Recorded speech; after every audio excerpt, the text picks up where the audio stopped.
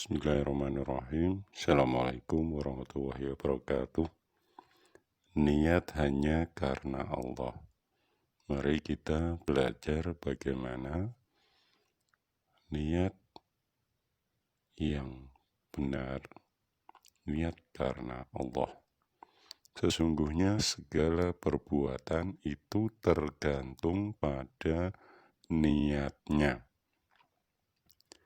Niat hanya karena Allah merupakan kunci penentu diterima dan tidaknya segala amal ibadah kita secara rohani.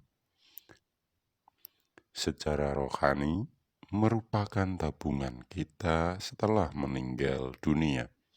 Sedangkan secara jasmani menentukan apakah manusia tersebut mampu membedakan sesuatu yang benar dan tidak benar.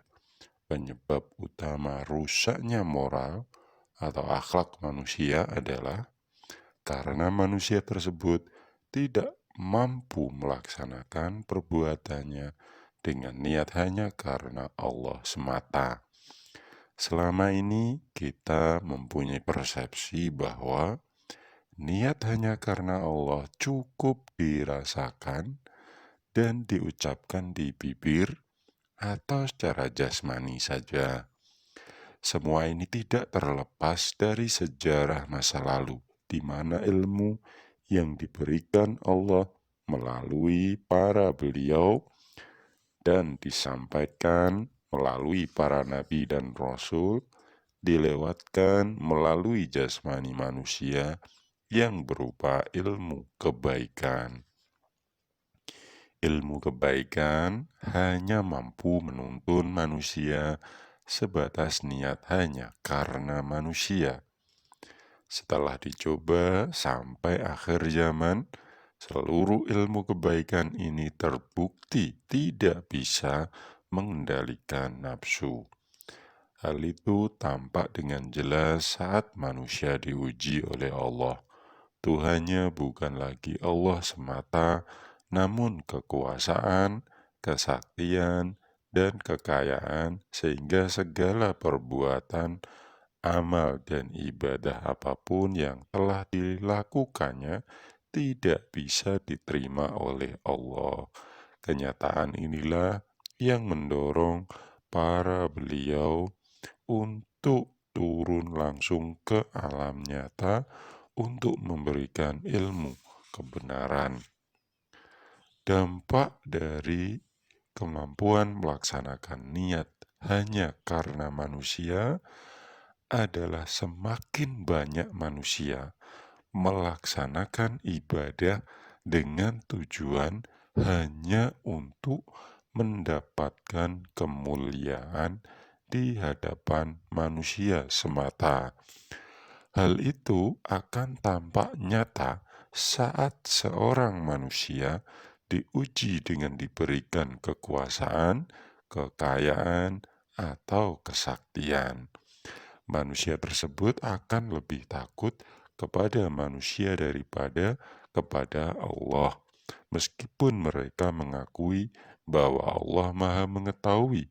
Namun, hal itu hanya sebatas wacana saja, sedangkan tindakannya justru meremehkan seolah-olah Allah tidak tampak dan tidak akan mengetahui perbuatannya. Niat hanya karena Allah dilakukan dengan satu, memahami ilmu bahwa pelaksanaan niat hanya karena Allah dilakukan secara rohani, bukan melalui jasmani manusia. Yang kedua, untuk meningkatkan keimanan kita, Allah sewaktu-waktu pasti akan menguji kita.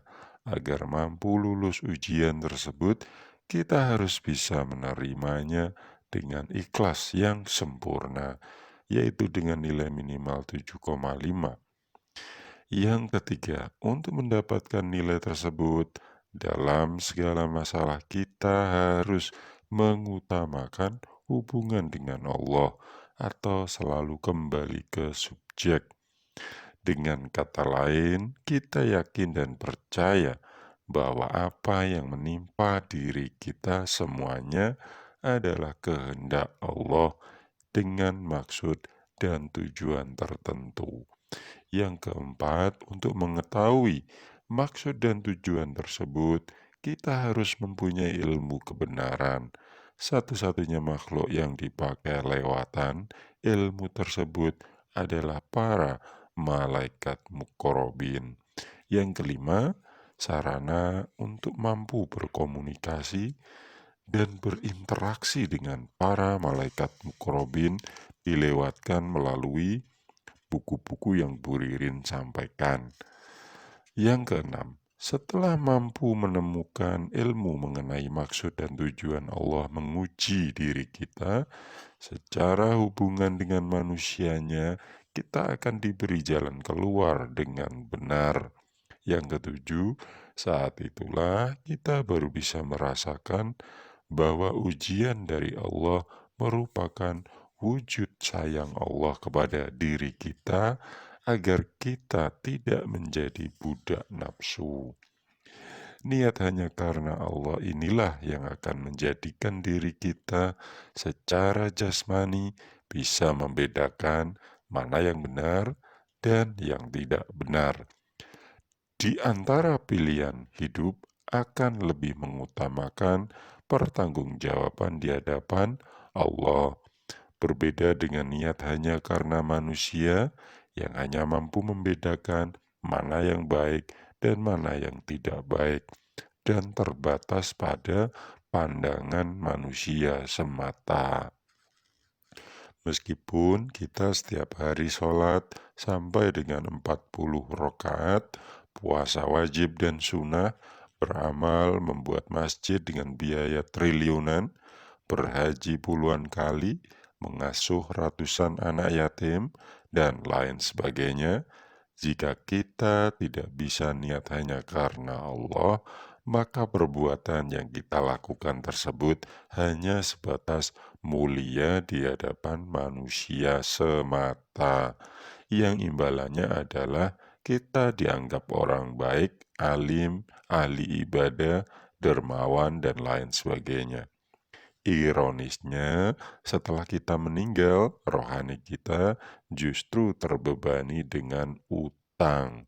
Hal itu karena harta yang kita gunakan untuk membuat masjid, berhaji, menyantuni anak yatim tadi merupakan utang kepada Allah. Mengapa? Karena kita mendapatkannya dengan kendali nafsu, yaitu dengan cara memaksa Allah untuk menuruti atau mengendaki manusia kebaikan pandangan hidupnya dalam mencari rezeki mengutamakan jumlahnya atau banyaknya. Sedangkan jika kita mampu niat hanya karena Allah, maka segala hal yang kita lakukan, baik beribadah sholat, puasa, akan menjadikan diri kita semakin berserah diri, sehingga nafsu yang ada di dalam diri kita bisa terkendali.